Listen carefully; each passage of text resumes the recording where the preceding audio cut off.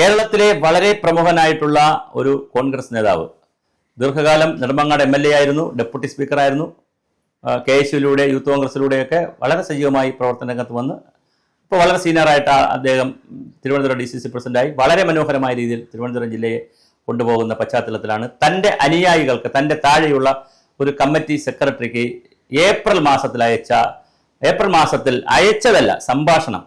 ഒരു കാരണം വളരെ പ്രധാനമാണ്. ചിലർക്ക് ഒരു മാനസിക രോഗമുണ്ട്, ആരെന്ത് പറഞ്ഞാൽ അതൊക്കെ റെക്കോർഡ് ചെയ്യും. ഒരു കാരണവശാലും റെക്കോർഡ് ചെയ്യാൻ പാടില്ല. കാരണം സംഭാഷണത്തിൽ, സ്വകാര്യ സംഭാഷണത്തിൽ ഒരുപാട് നല്ല കാര്യം, ചീത്ത കാര്യം, വഴക്ക്, മോശം എല്ലാം പറയും. അത് പാലോട് രവിയുടെ അനുവാദത്തോടുകൂടി റെക്കോർഡ് ചെയ്താണോ? അല്ലല്ലോ, ഒരിക്കലും സമ്മതിക്കത്തില്ലല്ലോ. പാലോട് രവി അനുവാദമില്ലാതെ അത് റെക്കോർഡ് ചെയ്തു.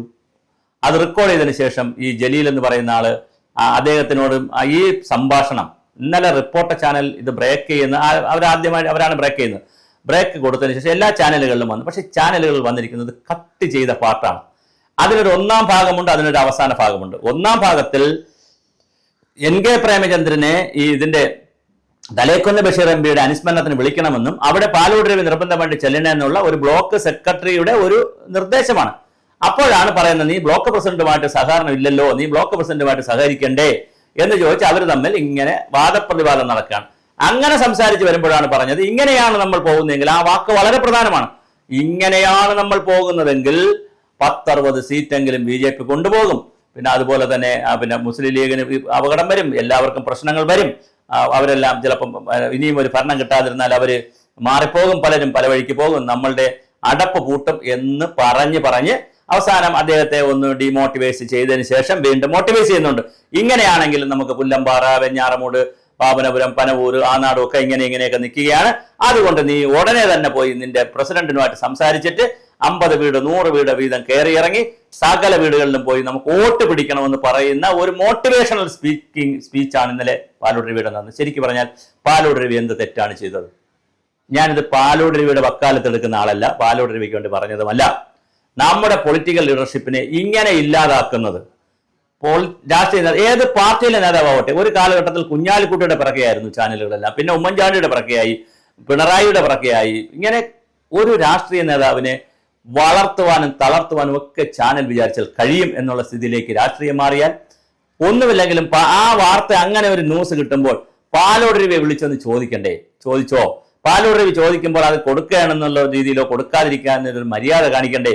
അത് കൊടുത്തതുകൊണ്ടും സംഭവിച്ചു. കോൺഗ്രസ് ഈ ചാനലുകളെല്ലാം വിചാരിച്ചത് കൊണ്ട് കോൺഗ്രസിനെ കുറച്ച് അപകീർത്തിപ്പെടുത്താൻ പറ്റി. അത് കോൺഗ്രസ് എന്നുള്ള ഏത് പാർട്ടിയാലും ചെയ്യാൻ പാടില്ല. ഞാൻ പറഞ്ഞു വരുന്നത്, വീഡിയോ പറഞ്ഞു വരുന്നത് കോൺഗ്രസ് എന്നുള്ളതല്ല, ഏത് രാഷ്ട്രീയ പാർട്ടിയാലും അങ്ങനെ ചെളിവാരി അറിയാൻ പാടില്ല. ഇടയ്ക്ക് നിങ്ങൾ പറയും BJPയിൽ മുരളീധരൻ ഗ്രൂപ്പ്, അവിടെ സുരേന്ദ്രൻ ഗ്രൂപ്പ്, കുമ്മനം ഗ്രൂപ്പ്, പിന്നെ രാജീവ് ചന്ദ്രശേഖരന്റെ ഗ്രൂപ്പ്. അത് പിന്നെ രാജീവ് ചന്ദ്രശേഖർജി നന്നായിട്ട് പറഞ്ഞ് പൊളിച്ചടുക്കിയത് കൊണ്ട് പിന്നെ അതിപ്പോൾ ഇല്ല, അത് കുറച്ച് ദിവസമായിട്ട് കാണാനില്ല. പക്ഷെ ഇങ്ങനെ നിങ്ങൾ CPM-നകത്തുമൊക്കെ ഈ കുത്തിത്തിരിപ്പ് രാഷ്ട്രീയം, കുത്തിത്തിരിപ്പ് പരിപാടി ചാനലുകൾ കൊണ്ടാണ് നടക്കുന്നത്. നിങ്ങൾ വിചാരിച്ചപ്പോൾ ഒരാളിനെ, സീനിയറായിട്ടൊരു നേതാവിനെ അയാൾക്ക് സ്വയം രാജിവെക്കേണ്ടി വന്നു. ഇന്നലെ ഒരു 10-24 മണിക്കൂറെങ്കിലും ഒരു പാർട്ടിയെ അപകീർത്തിപ്പെടുത്താൻ കഴിഞ്ഞു. എന്തിനാണ് ഇങ്ങനത്തെ ഒരു ചാനൽ പ്രവർത്തനവും ഇങ്ങനത്തെ കാര്യങ്ങളും? ഇനി ഇത് പുറത്ത് വിട്ടവരെ സംബന്ധിച്ചിടത്തോളം, ഇത് ഏപ്രിൽ മാസത്തിലെ പുറത്തു പോയി. ഏപ്രിൽ മാസത്തിൽ തന്റെ സുഹൃത്തിനെ അദ്ദേഹം അയച്ചു, ജലീൽ അയച്ചു. ആ സുഹൃത്ത് വഴി അത് വീണ്ടും ഒരുപാട് സ്ഥലങ്ങളിൽ ലീക്കായതിനു ശേഷം വാമനപുരം മണ്ഡലം കമ്മിറ്റി, പിന്നെ പുല്ലമ്പാറ മണ്ഡലം കമ്മിറ്റി അത് ചർച്ച ചെയ്തു, താക്കീതുകൾ കൊടുത്തു. ഒരാളും ഇത് പുറത്ത് വിടരുന്ന് പറഞ്ഞു. എന്നാൽ പാലോട് രവിയെ എങ്ങനെയും തകർക്കുക എന്നുള്ള, അല്ലെങ്കിൽ ഒരു രാഷ്ട്രീയ നേതാവ്, ഞാൻ പാലോട് രവി എന്ന് പറയുമ്പോൾ അങ്ങനെ എടുത്തുള്ളത്, ഒരു രാഷ്ട്രീയ നേതാവിനെ DCC പ്രസിഡന്റിനെ തകർക്കുന്നത് എങ്ങനെ എന്നുള്ള ദുഷ്ടശക്തികൾ ഇതിനകത്ത് പ്രവർത്തിച്ചു. അത് പാർട്ടിക്കാർക്കും ഗുണമല്ല, എതിരാളികൾക്കും ഗുണമല്ല, മാധ്യമങ്ങൾക്കും ഗുണമല്ല. ശരിക്കും പറഞ്ഞാൽ പാലോട് രവി പറയുന്ന മുതൽ അവസാനം വരെ കേട്ട് കഴിഞ്ഞാൽ ഒരു തെറ്റും അദ്ദേഹത്തെ പറയാൻ കഴിയില്ല. അദ്ദേഹം പറഞ്ഞത് എന്താണ്? അദ്ദേഹം എക്സാജറേറ്റ് ചെയ്ത് പറയുന്നതാണ്. അല്ല, 60 സീറ്റ് BJP പിടിക്കും, അതുപോലെ കോൺഗ്രസ് ഇവിടെ ഇല്ലാതാവും, ഒരു മണ്ഡലവും കാണത്തില്ല, മുസ്ലിങ്ങളെല്ലാം കൂടി കോൺഗ്രസിലും കമ്മ്യൂണിസ്റ്റ് പാർട്ടിയിലും, അതൊന്നും സംഭവിക്കാൻ പോകുന്ന കാര്യമല്ലല്ലോ. അപ്പൊ അങ്ങനെ ഒരു എക്സാജറേറ്റ് ചെയ്ത് തന്റെ താഴെയുള്ള കമ്മിറ്റിയുടെ പ്രസിഡന്റിനെയും സെക്രട്ടറിയെയും തമ്മിലുള്ള അടി തീർക്കാൻ വേണ്ടി അതിൽ ഉടനീളം പറയുന്നുണ്ട്. ആ വോയിസ് മൊത്തം ഞാൻ കേട്ട ആളാണ്, 2 പ്രാവശ്യം കേട്ടായിരുന്നു. ഉടനീളം പറയുന്നുണ്ട്, നീ പ്രസിഡന്റുമായിട്ട് വഴക്കുണ്ടാക്കരുത്, പ്രസിഡന്റിനെ കാണണം. അപ്പൊ സെക്രട്ടറി പറയുന്നുണ്ട്, പ്രസിഡന്റിന് 4 സ്ഥാനമുണ്ട്, എനിക്ക് അങ്ങനെ ഇല്ല. അപ്പൊ അതൊക്കെ വരുമില്ലേ, KPC പ്രസിഡന്റിന് 40 സ്ഥാനം കാണൂലേ, ഓരോ DCC പ്രസിഡന്റിന് 20 സ്ഥാനം കാണൂലേ, അങ്ങനെ കാണുമല്ലോ എന്നൊക്കെ പറഞ്ഞ് ഇദ്ദേഹത്തെ ആദ്യം ഒന്ന് ഡിമോട്ടിവേറ്റ് ചെയ്തിട്ട് പിന്നൊന്ന് മോട്ടിവേറ്റ് ചെയ്ത് അവസാനം പറയുന്നത്, ഞാൻ വരും, എന്തായാലും നീ പ്രവർത്തിക്കണം എന്നൊക്കെ പറഞ്ഞാൽ ശരി, എല്ലാ വീട്ടിലും കയറി ഇറങ്ങാന്നൊക്കെ പറയുന്ന ഒരു സംഭാഷണമാണ്.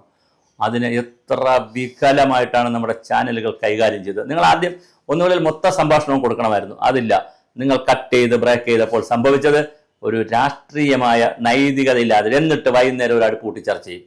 എന്താണ് നിങ്ങൾ ചെയ്യുന്നത്? നിങ്ങൾ എന്ത് രാഷ്ട്രീയമാണ് ഇവിടെ ചെയ്യുന്നത്?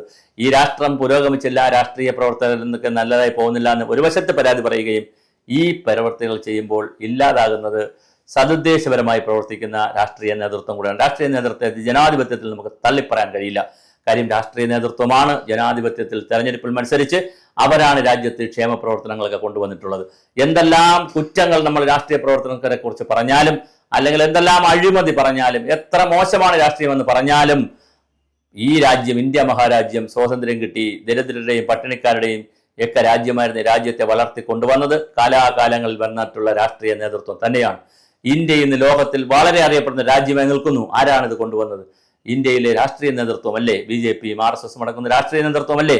അതുപോലെ കേരളം ഏത് സ്ഥലം എടുത്തോളൂ, ഞാനൊരു ഉദാഹരണം പറഞ്ഞു. ഇപ്പൊ നെഹ്റുവിന്റെ കാലം, ഇന്ദിരാ, ഓരോ കാലഘട്ടം എടുത്തോളൂ.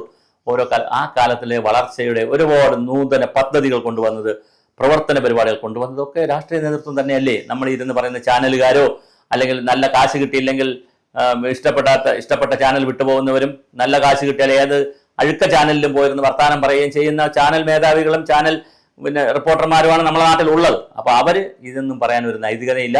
എന്തായാലും വളരെ മോശമായ ഒരു മാധ്യമ പ്രവർത്തനത്തിന്റെ അവസാനത്തെ ആദ്യത്തെ ഒരു ഇര, നേരത്തെ ഇരകൾ വന്നിട്ടുണ്ട്, ഒരു ഇരയായി പാലോട് രവി മാറിയിട്ടുണ്ട്. എന്തായാലും അത് ശരിയായ ഒരു മാധ്യമ ധർമ്മമല്ല.